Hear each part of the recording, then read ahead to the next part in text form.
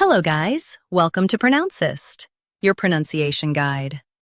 Today we will learn how to pronounce the word shown on the screen, cyclobenzaprine.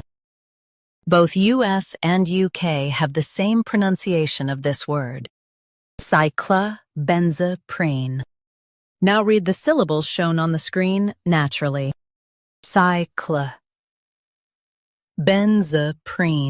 Cyclobenzaprine. Focus on ben and keep z smooth. Cyclobenzaprine. Cyclobenzaprine. Focus on ben and keep z smooth. Cyclobenzaprine. Cyclobenzaprine.